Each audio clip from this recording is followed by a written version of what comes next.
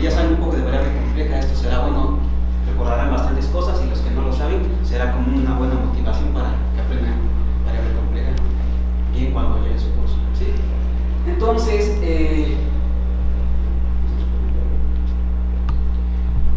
empezamos con qué es una superficie de Riemann. Entonces, una superficie de Riemann va a ser un espacio topológico X, ¿sí? Tal que cada punto sobre el espacio topológico va a tener una vecindad y una función phi sub u a un abierto de los números complejos, ¿sí? Ustedes pueden pensar que estos son los números complejos, ¿sí? Entonces cada punto va a tener una vecindad y un homomorfismo de esta vecindad en otro abierto de los números complejos, de tal manera que si ustedes toman otra vecindad del mismo punto, digamos, y toman otro homeomorfismo, ¿sí? Entonces esos dos homeomorfismos son compatibles. Lo que quiere decir es que, por ejemplo, cuando nos restringimos a la intersección, que es la parte azulita en este dibujito, entonces, y consideramos la función inversa que va de esta parte azulita hacia acá, y la componemos con la función phi sub b, entonces tenemos una función que va de esta parte azulita en esta parte azulita, y esos son abiertos de los números complejos, ¿sí? Y entonces lo que uno pide es que esta función sea biholomorfa. ¿Qué quiere decir eso? Que esa función sea invertible, ¿sí? Y que sea derivable en cada punto de la región azulita, y la inversa también sea derivable en cada punto, ¿sí? Entonces, esa es una superficie de Riemann, ¿no? Algo que localmente se parece a los números complejos, ¿sí? Ok, entonces, ¿cuál es el primer ejemplo de superficie de Riemann que ustedes pueden imaginar con esta definición? El ejemplo más trivial. Pues el ejemplo más trivial pues es los mismos números complejos, ¿no? ¿Sí? Los mismos números complejos cumplen que dado cualquier punto tenga una vecindad que es homeomorfa a los números complejos, ¿no? ¿Sí? Y en este caso, ¿cuál va a ser las funciones esas phi sub u? Ahí van a coincidir con las identidades, ¿sí? Entonces, el ejemplo más fácil de superficie de Riemann es el plano complejo.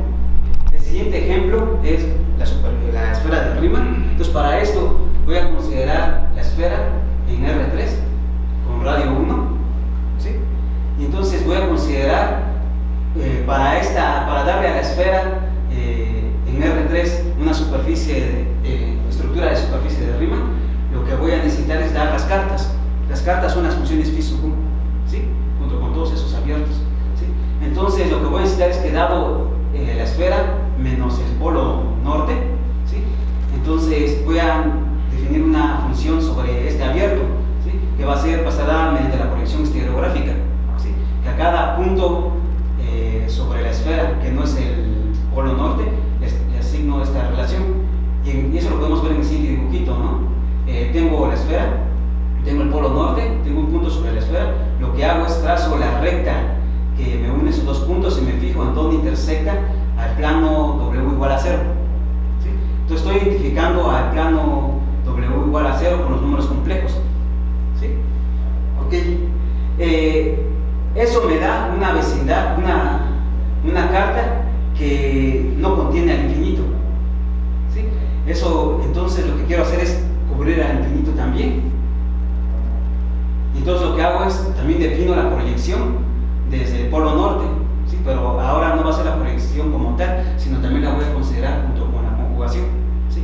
Y entonces lo que tengo es que si a cada punto sobre la esfera x, y, w, lo que voy a hacer es que le voy a asignar mediante esta función que va a ser la proyección desde el polo sur, este punto, ¿no? Sobre el plano w igual a 0, ¿sí? Y lo puedo identificar con este número complejo, ¿sí? Entonces, ¿ustedes qué es lo que observamos? Lo que observamos es que en la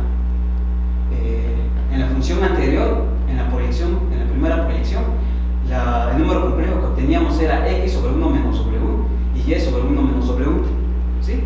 Entonces, si uno considera este complejo x sobre 1w y y sobre 1 menos w, resulta ser que la otra carta coordenada es exactamente el inverso de 1 sobre z visto como números complejos, ¿sí? Y entonces, por lo tanto, uno lo que hace es, cuando uno considera la esfera de Riemann, lo que uno considera es que una de las cartas coordenadas, una las considera como la identidad, sobre todo los números complejos en el infinito, ¿sí? Y la otra carta coordenada va a ser 1 entre z por esta relación, ¿sí? Entonces, eso quiero que recuerden esto sobre la esfera. Vamos a tener dos cartas coordenadas que van a ser la identidad y 1 sobre z, ¿sí? Ok. Otro ejemplo de superficie de Riemann. Entonces, para evitarme problemas, voy a considerar un número complejo A más BI con parte real y parte imaginaria positiva, y voy a considerar L el conjunto de todos los múltiplos del 1 más los múltiplos del complejo tau, ¿sí? Entonces, uno puede ver que este es un subgrupo aditivo de los números complejos, ¿sí? ¿Y qué es lo que uno hace? Entonces, uno lo que hace es que uno identifica a este conjunto L de los múltiplos de 1 más los múltiplos de tau con un reticulado de los números complejos. ¿Cuál es el reticulado? Uno lo identifica, es con este, ¿sí? Uno tiene tau, tiene 1, eso me induce un reticulado en el plano complejo, ¿sí? Y entonces resulta ser que los que son múltiplos de L, de tau y de 1 son exactamente los que están en los vértices de este reticulado, ¿sí? Y entonces, dado que L es un subgrupo de los números complejos, uno en sus clases de álgebra moderna sabe que uno puede hacer el grupo cociente. Entonces uno puede tener este grupo cociente, ¿sí? Ok. Y también tenemos la proyección canónica que va de C en C sobre L, ¿sí? Entonces resulta ser que nosotros tenemos la topología usual sobre los números complejos C, y entonces uno le puede dar una topología al espacio cociente, que es lo que le llamamos con la topología inducida, la topología cociente, ¿sí? Ok, y entonces cuando uno le da la topología cociente a este espacio, entonces esto ya se vuelve un espacio topológico. ¿Y qué es lo que uno hace intuitivamente? Lo que hace uno intuitivamente es, uno se fija en una región fundamental del reticulado, ¿sí? Y entonces resulta ser que en ese reticulado uno, mediante en el espacio cociente C sobre L, esta línea vertical es lo mismo que esta línea vertical, y esta horizontal es lo mismo que esta horizontal, ¿sí? Entonces lo que uno hace es que los identifica, ¿no? Y entonces uno tiene la imagen que nos hacen en todos nuestros cursos del toro complejo, ¿sí? Ok, entonces así lo vamos a anotar, ¿no? Como C sobre L. ¿Cuáles van a ser las cartas del toro complejo? Pues eso va a ser muy fácil, porque tengo el toro complejo, me fijo en un punto de ahí, me fijo en la preimagen, en una preimagen bajo la proyección, eso me corresponde a un punto sobre los números complejos, ¿sí? Entonces en ese me fijo en el plano complejo, me fijo en un paralelogramo, en una región fundamental que tenga ese punto, y dentro de esa región fundamental me fijo en un abierto que no se salga de esa región fundamental. Entonces uno puede ver que cuando uno restringe la proyección a esta región, a este abierto, resulta ser que eso me da un homomorfismo entre este abierto y una vecindad del espacio del punto que tomé en el toro, ¿sí? Entonces resulta ser que las funciones coordenadas van a ser las inversas de estas, ¿sí? Ok, y entonces en general uno tiene las superficies de género n, ¿sí? La superficie de género 0 va a ser una que no tiene, las superficies compactas de género 0 van a ser las esferas, no tiene hoyos. La de género 1 va a ser el toro, las de género n van a ser las figuras de este tipo, ¿no? N toros, ¿sí? Ok, entonces pues ahí está nuestro héroe de todos. Entonces, como todos sabemos, él murió antes de cumplir 40 años, entonces murió relativamente joven para nuestra época, ¿sí? Ok, para lo que sigue voy a estar a recordar un poco de cosas básicas de variable compleja. Entonces, ¿qué es lo que tenemos? Lo que nos enseñan en nuestros cursos de variable compleja es que si tenemos una región en el plano complejo centrada en un punto Z0, y tenemos una función de variable compleja que es holomorfa en toda esta región anillada, digamos de esta forma, entonces ¿qué es lo que uno ve en variable compleja? Entonces uno tiene en esa región azulita, en la región esta región anillada, uno puede desarrollar la función en cierta forma muy especial, que es el desarrollo de las series de Lorentz de f de z, ¿sí? Entonces, ¿qué es el desarrollo de las series de Lorentz en f de z? Pues es una suma de dos series donde tenemos potencias positivas potencias negativas, ¿no? ¿Sí? Entonces uno puede ver que estas dos series convergen absolutamente en la región azulita, ¿sí? Entonces uno ve en los suelos de variable compleja eso. Y bueno, y entonces necesito ese desarrollo para definir cierto tipo de singularidades. Entonces supongamos que tengo una función de variable compleja sobre el plano complejo que se desarrolla en serie de Laurent de esta forma, ¿sí? Entonces, si tenemos infinitos términos en esta parte de la serie, es decir, infinitos términos Bn que no son cero, entonces vamos a decir que nuestra singularidad va a ser esencial, ¿sí? La singularidad va a ser esencial en Z0, ¿sí? Vamos a tener una singularidad esencial en Z0. Ok. Y si el número de términos que aparece en esta serie es finito, es decir, todos los Bn son cero a excepción de un número finito, entonces lo que vamos a decir es que vamos a tener un polo de orden, vamos a tener un polo en Z0 y la máxima potencia que aparezca acá va a ser el orden del polo, ¿sí? Entonces, en este caso, cuando tengamos un polo de orden K, entonces nuestra función f de z la vamos a poder desarrollar como una suma finita donde aparecen este tipo de fracciones, ¿sí? Más una suma infinita, ¿no? ¿Sí? Y entonces en este caso ¿quién va a ser? K va a ser el orden del polo de f en z0, ¿no? ¿Ok? Entonces, ¿qué va a ser una función meromorfa sobre los números complejos? Una función meromorfa sobre una región de los números complejos va a ser una función que va a ser holomorfa en todo A excepción de los polos, ¿sí? Ok, y entonces si tenemos una función meromorfa en una región A, ¿qué es lo que sabemos por el teorema de la serie de Laurent? Lo puedo desarrollar en serie de potencias de esta forma, ¿sí? Y entonces esto lo puedo hacer en una vecindad agujereada de Z0, ¿sí? Donde el término m, digamos, que aparece acá es distinto de 0, ¿sí? Y entonces en este caso voy a decir que f de z va en el punto p igual a z0 va a tener un orden, el orden de f en el punto z0 va a ser igual a m, ¿sí? Entonces notemos que el orden puede ser positivo o negativo, ¿sí? El orden, porque todo lo estoy escribiendo, esta suma le estoy diciendo que empieza a partir de cierto numerito entero, ¿no? ¿Sí? Entonces, si m es mayor que 0, es decir, si m es mayor que 0 quiere decir que no hay potencias negativas acá. Estamos diciendo que entonces f de z tiene un 0 de orden m en z0, ¿sí? Y si m es negativo, vamos a decir que f de z tiene un polo de orden menos m en z0. Estoy diciendo menos m porque como estoy diciendo que es negativo, entonces menos m es positivo, ¿no? ¿Sí? Ok, entonces durante esta práctica lo que me va a interesar muchísimo van a ser las funciones meromorfas y los polos y los órdenes, ¿sí? Entonces,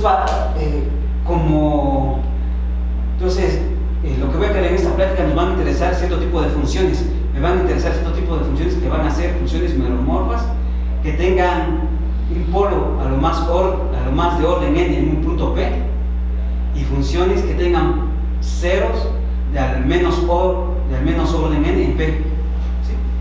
¿Sí? Entonces lo que quiero va a ser estudiar este tipo de funciones, ¿sí?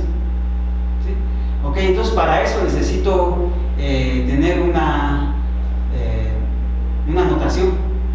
Ahorita les va a parecer un poco extraño, pero conforme vaya avanzando la plática van a ver por qué esta notación es muy buena. Entonces, dado un número entero, entonces voy a escribir que el orden del punto P en F va a ser mayor o igual que menos n. Entonces quiero analizar qué quiere decir esto, ¿sí? Entonces, si n es mayor que 0, ¿qué es lo que tengo? Si n es mayor que 0, menos n es negativo, ¿no? Y entonces, si digo que el orden de P en F es mayor que esta cosa, quiere decir que mi serie, ¿cómo empieza? Mi serie en realidad empieza de esta forma, ¿no? Tengo f de z, ya puedo escribir como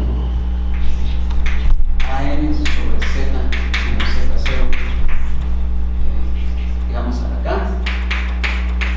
más a la n, más a n menos 1, a n más 1, sobre z menos z0, a la n más 1, ¿sí? Entonces, ¿qué es lo que estoy haciendo en esta cosa? Más A0 más potencias positivas, ¿no? Z menos Z0 a la 1 por A1. ¿Sí? Entonces, ¿qué es lo que estoy haciendo acá?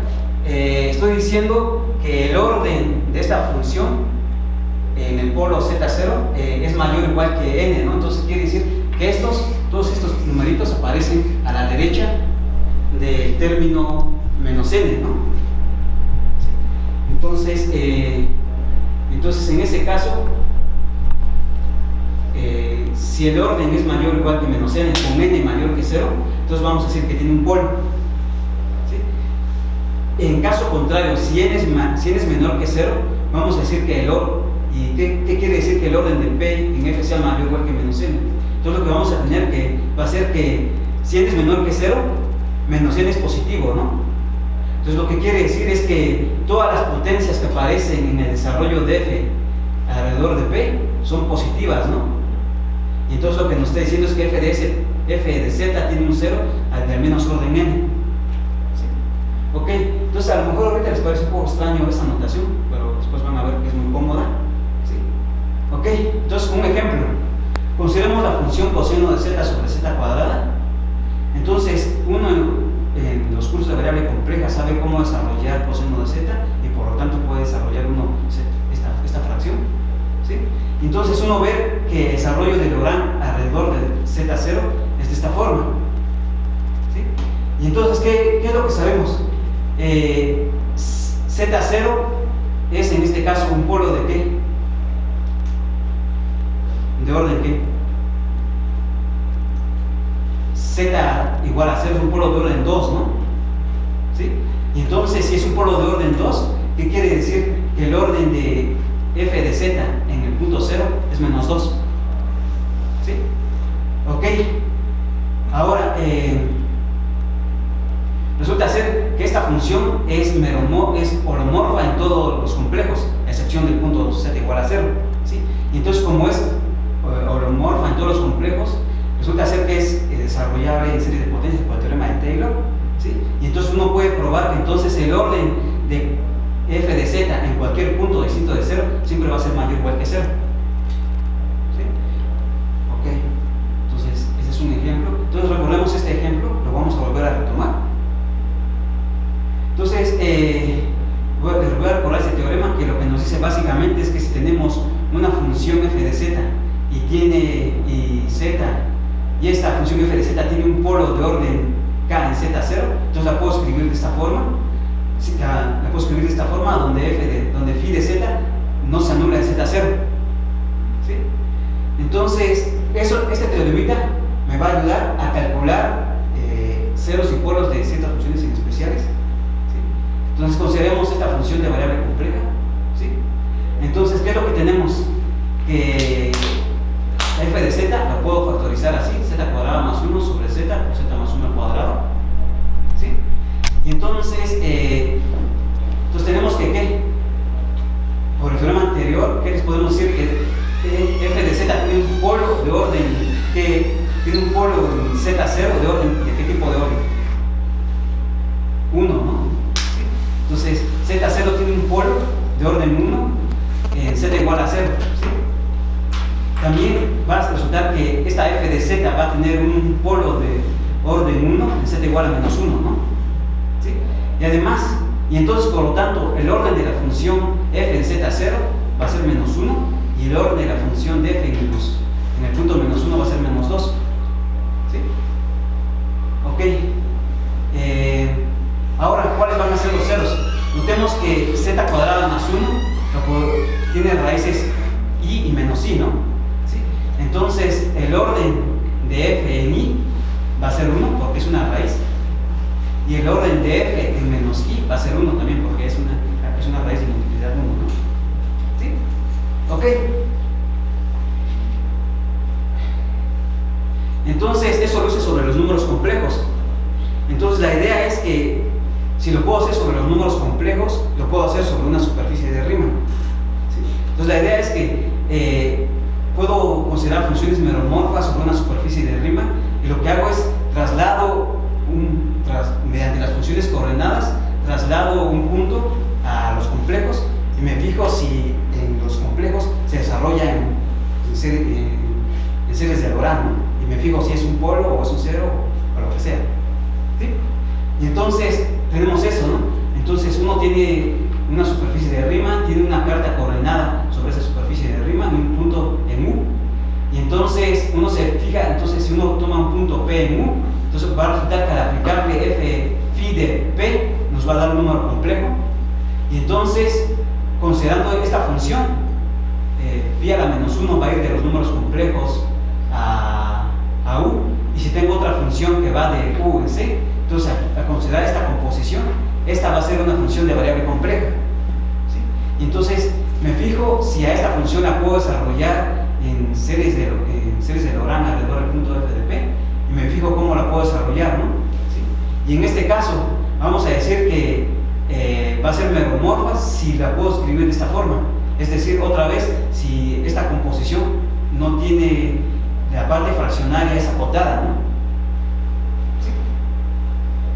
Y en este caso, esto lo hice con la carta coordenada phi, ¿sí? Y en este caso puedo definir el orden del punto P en una superficie de Riemann respecto a esta coordenada phi, ¿sí? Como va a ser como el numerito, el máximo numerito en el que este es distinto de 0, ¿no? ¿Sí? Y ahorita le estoy poniendo así porque estoy tomando esa carta coordenada, pero uno puede demostrar que si uno toma otra carta coordenada del mismo punto, entonces ese orden no depende de la carta coordenada, ese orden es un número bien definido, y entonces uno puede definir el orden de una función definida sobre una superficie de Riemann a los complejos en un punto P sin ningún problema, ¿sí? Ok, entonces recorremos nuestros ejemplos. Entonces consideramos la esfera de Riemann, ¿no? Entonces había dicho que una de sus cartas coordenadas es la identidad y otra de las cartas coordenadas es 1 sobre z, ¿sí? Entonces ya habíamos visto que cuando considerábamos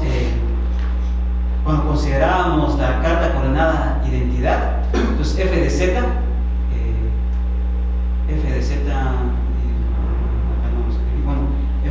que era coseno de z entre z cuadrada, esta.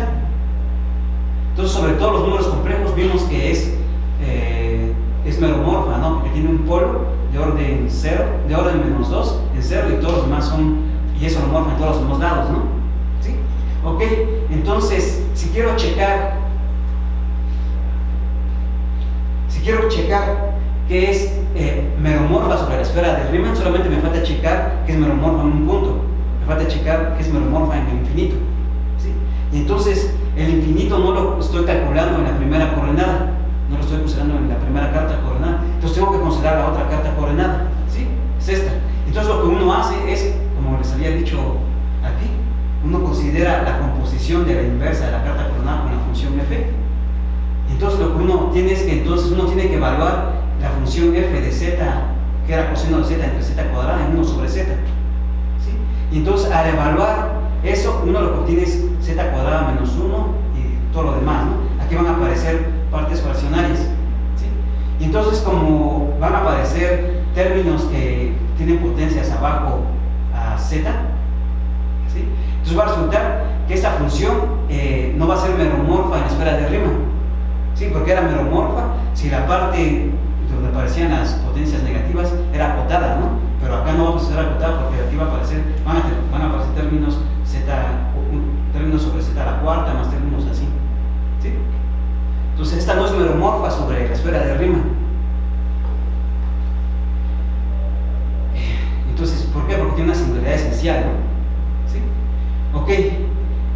Entonces ahora consideremos nuestro ejemplo, z cuadrada más 1 sobre z al cubo más 2z cuadrada más z, ¿sí? Ya habíamos visto que esta cosa era meromorfa en los números complejos, ¿sí? Habíamos calculado sus polos y los ceros. Entonces para ver que es meromorfa en la esfera me falta solamente considerar un punto, que es el infinito. Para eso necesito considerar la carta coordenada 1 sobre z, ¿sí? Y entonces después de hacer la sustitución, tengo que 1 sobre z se ve de esta forma, ¿sí? Y entonces vemos que f de z es holomorfa en z igual a 0, ¿sí?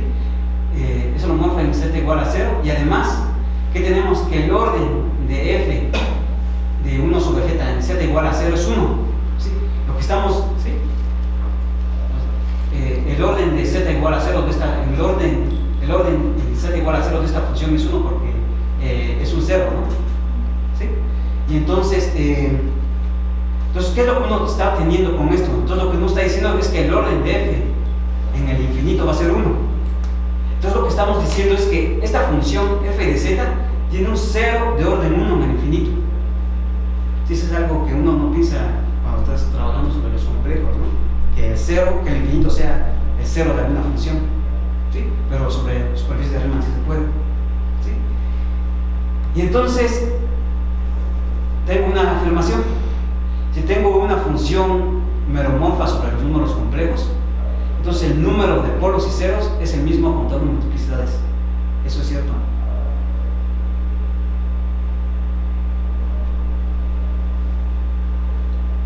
Eso es falso.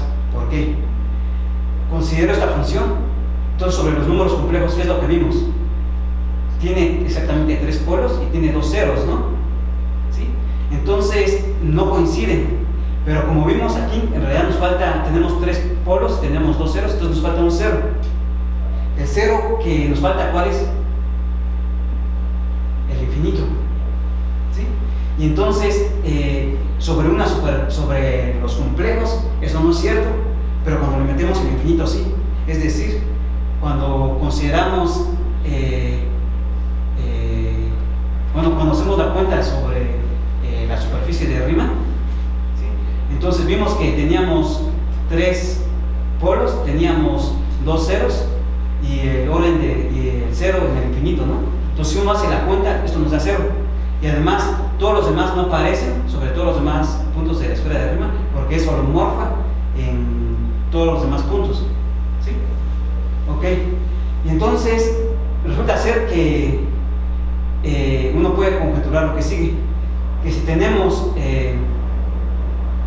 una función que es de la forma f de z, que es el cociente de 2 polinomios, entonces cuando uno toma los órdenes sobre todos los puntos sobre la esfera de Riemann de f de z, entonces eso va a ser igual a 0. Ok, entonces eso sí es cierto. Y lo importante es que eso sí se vale porque la esfera de Riemann es compacta. Entonces, en general, y además, tenemos eso. Y además, tenemos que esta función no es meromorfa en z en la esfera de Riemann. Habíamos dicho que tiene una singularidad esencial en el infinito. ¿Sí? Pero esto no nos importa acá, porque estas no van a ser las funciones que nos van a importar. ¿Sí? Las funciones que nos van a importar van a ser las meromorfas. Y tenemos un teorema que nos dice lo siguiente: que si consideramos la esfera de Riemann, entonces una función sobre la esfera de Riemann va a ser una función racional. ¿Sí? Entonces todas las funciones meromorfas sobre la esfera de Riemann van a ser cocientes de polinomios. Entonces por eso es que este tipo de funciones no nos van a interesar. ¿Sí? Y entonces, en base a esto, uno tiene el siguiente teorema: que si tenemos una función meromorfa sobre la esfera de Riemann, entonces la suma sobre todos los órdenes de f considerados sobre todos los puntos de la esfera de Riemann va a ser igual a 0. ¿Sí? Y eso es porque, como les había dicho, sobre la esfera de Riemann todas las funciones meromorfas son de esta forma, y sobre funciones de esta forma se puede calcular exactamente esto. ¿Sí? Y ese es un teorema más en general. Y si tenemos una superficie de Riemann compacta y tenemos una función meromorfa sobre x, entonces en realidad se cumple esto, que la suma de todos los órdenes es igual a 0. Ok. Y entonces voy a considerar x una superficie de Riemann. Entonces me van a interesar las funciones que van de x en c, que sean meromorfas. ¿Sí? Entonces uno puede ver, por ejemplo, que si uno toma la esfera de Riemann, entonces el conjunto de funciones meromorfas es un espacio vectorial de dimensión infinita. ¿Y eso por qué es cierto? Porque como vimos, todas las funciones meromorfas sobre la esfera de Riemann son de esta forma. ¿Sí? Y tenemos que los polinomios están contenidos aquí. Y los polinomios sobre los números complejos tienen dimensión infinita, ¿no? Entonces, por lo tanto, este espacio tiene dimensión infinita sobre los números complejos. ¿Sí? Ok, entonces, el espacio de funciones meromorfas es de dimensión infinita. Ahora sí, ¿cuál es el problema del que les quería hablar, que dio el origen al teorema de Riemann-Roch? Pues entonces lo que uno hace es, uno considera, por ejemplo, la esfera de Riemann, uno considera ciertos puntos sobre la esfera de Riemann, y entonces uno lo que quiere es que sobre ciertos puntos, digamos que P1, P2 y P3, queremos estudiar funciones que tienen polos en P1, P2 y P3 de cierto orden y que tienen ceros en P4 y P5 de cierto orden, digamos. Entonces uno quiere estudiar ese tipo de funciones, ¿sí? Y entonces uno puede traducir el hecho de que, bueno, entonces uno quiere eso. Entonces uno quiere que tengan, si tenemos una sucesión de puntos en una esfera de Riemann y una sucesión de números enteros, lo que uno quiere es que estos puntos tengan polos, digamos, en los primeros K puntos de orden M1 hasta MK y ceros en los siguientes puntos restantes de orden MK más 1 hasta MN, ¿sí? Y entonces esa información la puedo codificar de esta forma. Quiero funciones meromorfas sobre la esfera tal que el orden de la función f de z en cada punto sea mayor o igual que menos i para cada i desde 1 hasta n, donde estos son el conjunto de puntos que tomé. Y el hecho de que quiero que sea meromorfa holomorfa en los puntos restantes es traducido en esto, que los órdenes de f de z en los puntos restantes sean mayor o igual que 0, ¿sí? Entonces mi información la puedo traducir en esto. Entonces, para traducir esto necesito, para dar una definición un poco más bonita, necesito dar la noción de divisor. Entonces, ¿qué va a ser un divisor?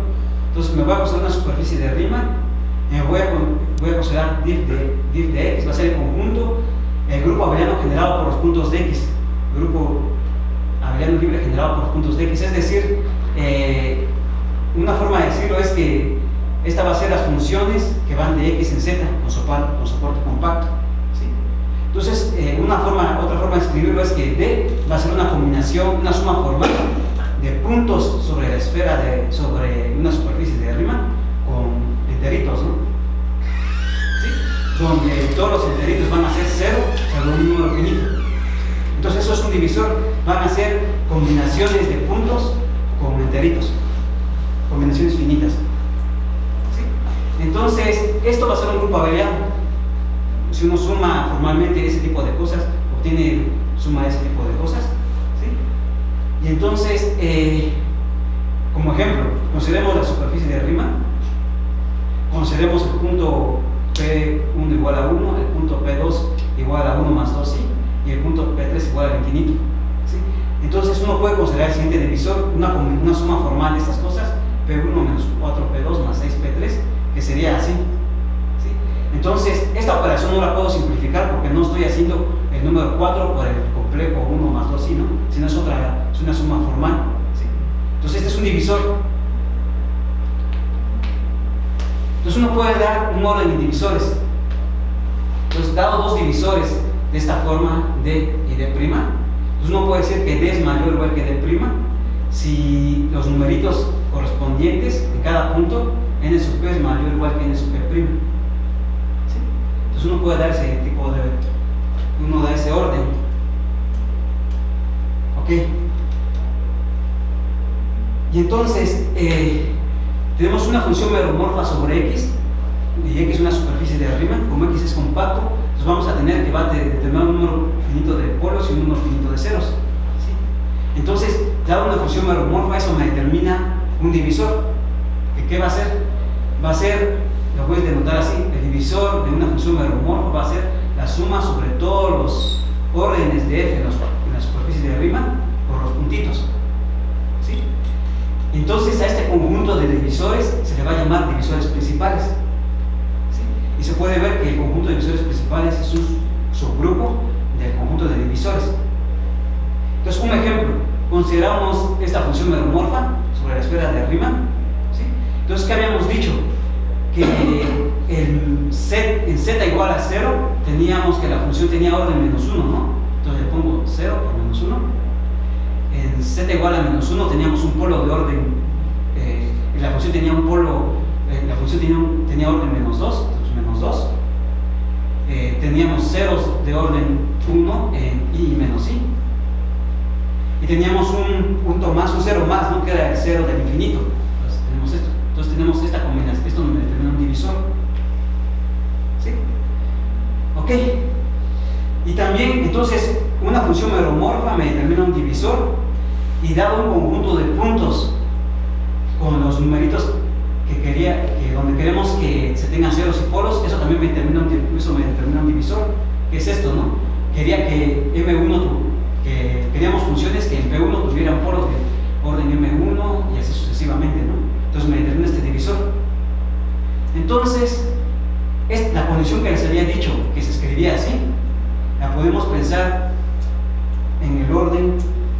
Había dado un orden sobre los divisores, ¿no? Que un divisor era mayor o igual que otro si pasaba esto. Entonces, sobre esto, entonces lo que queremos entonces nuestro problema se traduce en lo siguiente: lo que queremos son funciones meromorfas que satisfagan que el divisor de f, el divisor asociado a f, sea mayor o igual que el divisor menos n, menos d, donde d es el divisor que se obtiene a través de los puntos y las multiplicidades preestablecidas. ¿Sí? Y entonces lo que uno quiere el espacio de funciones meromorfas que tengan polos y ceros en ciertos conjuntos de puntos con ciertas multiplicidades. Entonces, ese enunciado se traduce en esto: las funciones meromorfas tales que su divisor principal asociado es mayor o igual que menos d. ¿Sí? Entonces uno quiere estudiar este espacio.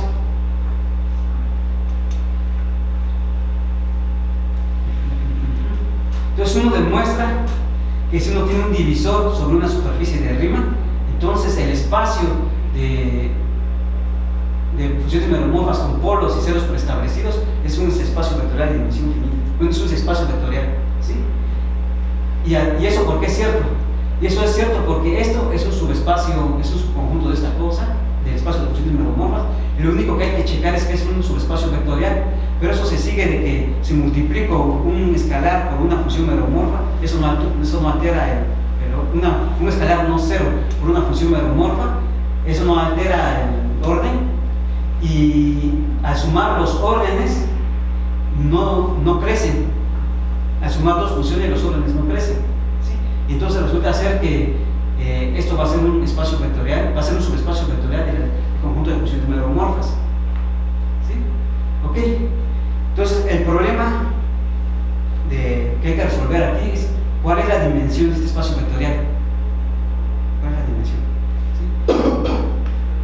Entonces, para hacer algunos ejemplos, voy a necesitar este teorema, que si considero una función holomorfa sobre todos los complejos, tal que f de z tiene una singularidad no esencial en infinito, entonces f de z es un polinomio. ¿Sí? Entonces voy a necesitar este teorema para lo siguiente. Entonces, consideremos el siguiente. Entonces, consideremos el divisor 0, consideramos la esfera de Riemann y consideramos el divisor 0, que es la combinación lineal de todos los puntos de la esfera con coeficientes igual a 0, ¿no? Entonces, ¿qué es lo que queremos? Queremos la dimensión del espacio L0. ¿Qué es este espacio?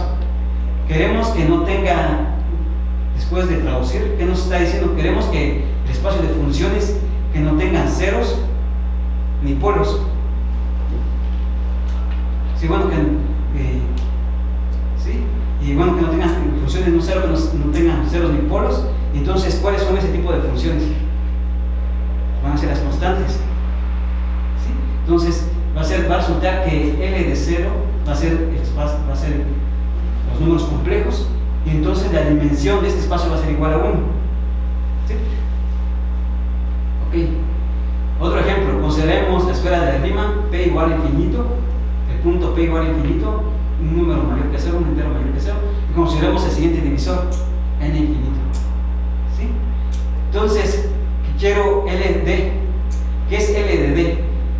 L de D van a ser las funciones que tienen un polo en infinito de orden K, donde el orden de K va a ser mayor o igual que menos n, y va a ser holomorfa en todos los puntos restantes. ¿Sí?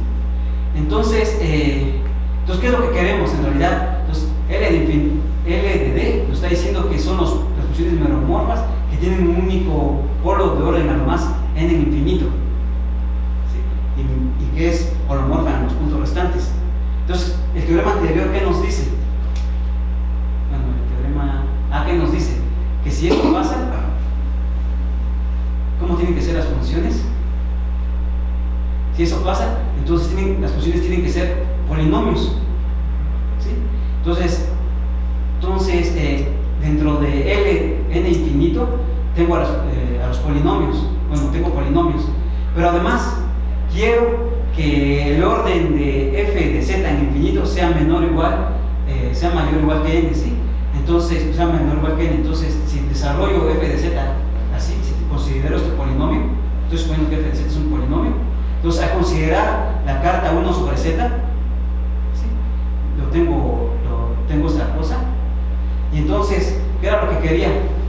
Que el orden de f en infinito sea mayor o igual que n, menos n, donde n era positivo, ¿no? Entonces eso se traduce en que el grado de f de z sea menor o igual que n. ¿Sí? Y entonces, ¿qué es lo que me está diciendo? Que entonces L de este divisor va a ser el conjunto de polinomios que tienen a lo más grado n. ¿Sí? Y entonces, ¿cuál es la dimensión de este espacio? N más 1, ¿no? ¿Sí? De la misma forma, si tenemos el divisor d igual a infinito menos i, entonces, ¿qué es lo que uno quiere? Quiere funciones meromorfas que tengan polos en infinito y ceros en menos i, y que tenga un polo de a lo más orden 1 en infinito y un 0 de a lo más orden 1 en i. ¿Sí? Entonces, ¿cómo tienen que ser ese tipo de funciones? Tienen que ser, como tiene un polo de orden 1 en infinito, tiene que ser un polinomio, como tiene tiene un 0 de orden 1 en i, tiene que ser de esta forma. ¿Sí? Entonces el espacio de esta forma, la dimensión de este espacio va a ser igual a 1. ¿Sí? Ok. Bueno, entonces si quieren nos saltamos. Bueno, este ejemplo. Entonces, en general, si tomamos sobre la esfera de Riemann una familia de puntos y una familia de enteros, tal que la suma de esos enteros es mayor o igual que 0, entonces uno puede ver que L sub D va a ser el conjunto de funciones de esta forma, donde P de Z va a ser un polinomio de a lo más grado la suma desde i igual a 1 hasta mi. ¿Sí? Entonces, L de D va a consistir de polinomios que tienen a lo más grado esta suma, y todos tienen factores, tienen esto. ¿Sí? Y entonces, ¿qué dimensión va a tener este espacio? Esto es algo fijo. Entonces, ¿qué dimensión va a tener este espacio? Va a tener la suma de grado más 1, ¿no? ¿Sí? Porque la dimensión de este espacio depende de los polinomios. ¿Sí? Y entonces tiene sentido hablar de lo que sigue. Si tengo una superficie de Riemann y tengo un divisor, uno puede decir cuál es el grado de un divisor. El grado de un divisor va a ser la suma de los numeritos que aparecen en el divisor D. ¿Sí? Y entonces eso va a ser un entero. ¿Sí? Y entonces se puede ver que la función grado va a ser una función que va de los divisores a z, y además, como esto es un grupo abeliano y esto es un grupo abeliano, esto va a ser un morfismo de grupos abelianos. ¿Sí? Y además, ¿qué es lo que sabemos? Si tenemos sobre una superficie de Riemann, ¿qué es lo que tenemos? El número de ceros y el número de polos es el mismo, una superficie de Riemann compacta. Y entonces, ¿qué va a ser el grado del divisor asociado a esta función meromorfa? Va a ser 0. ¿Sí? Muy bien. Y entonces, ¿qué hemos visto hasta el momento? Hemos visto que tenemos un divisor sobre la esfera de Riemann, tal que el grado de D es mayor o igual que 0. Entonces la dimensión de este espacio es el grado de D más 1. ¿Sí? ¿Qué pasa si el grado de D es menor que 0? Si el grado de D es menor que 0, entonces uno tiene un teorema que nos dice que sobre la esfera de Riemann, si el grado de D es menor que 0, entonces este espacio solamente consta de las funciones función es constante igual a 0 y por lo tanto la dimensión de esto es igual a 0. ¿Sí? Entonces en este caso sobre la esfera de Riemann hemos podido resolver el problema, encontrar la dimensión del espacio de funciones meromorfas con polos y ceros preestablecidos. ¿Ok? Entonces, ¿cuál es la desigualdad del teorema de Riemann?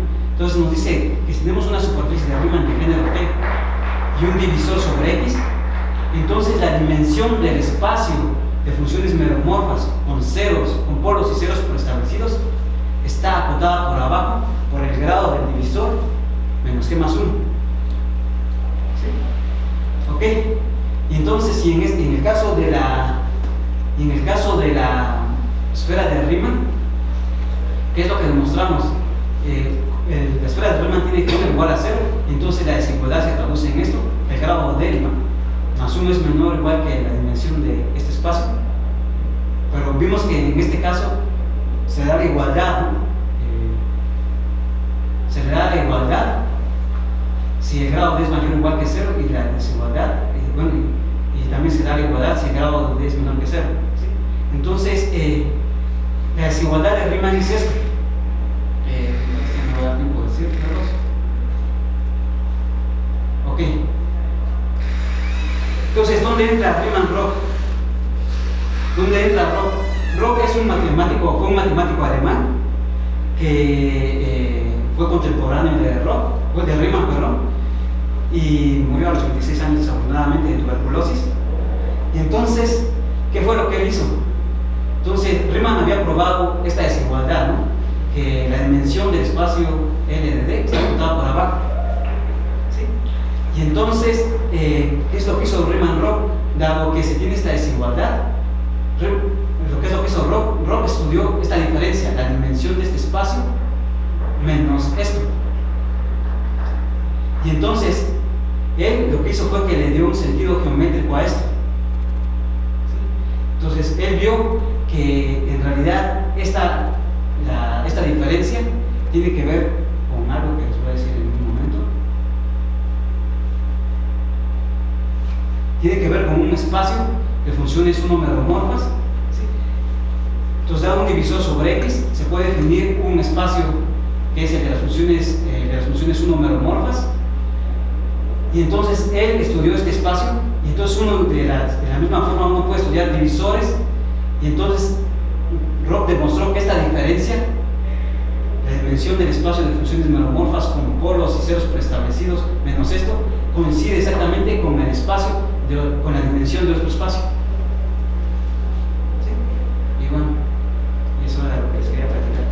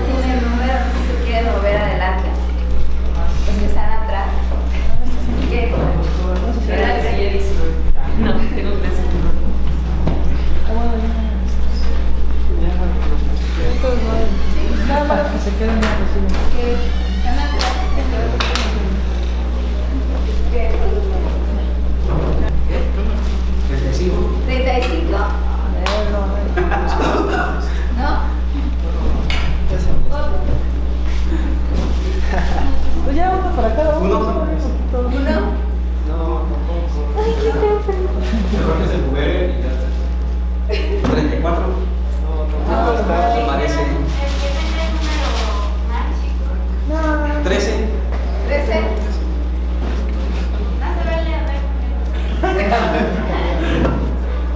No, no te siento. Yo no me siento. Tú ya perdiste por default. 43. ¿Ya pasó el 27? Aparece. 36.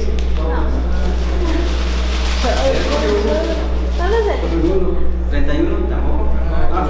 No, es Ya el creativo. 27 es el más. Yo tenía el 31. No, no, Más cercana. 102. ¿Quién es? yo tengo el 31. 102. 99.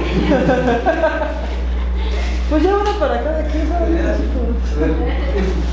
Ok, el expositor diga que. 15. Que te hagas una pregunta y me la contestes. Ajá, una pregunta. ¿De qué murió Riemann? ¿De qué murió Rock? Tuberculosis. Otra más complicada. ¿Cuándo nació Rima? ¿Qué ¿Qué? día nació Rima? ¿A los cuántos años murió Riemann? A los 43. 39. Se murió a los 39. No, le faltaron como 2 meses para cumplir 40. Ah, no, pues ya 40, yo sí. Más la gestación. Gracias. Ah, pues ya.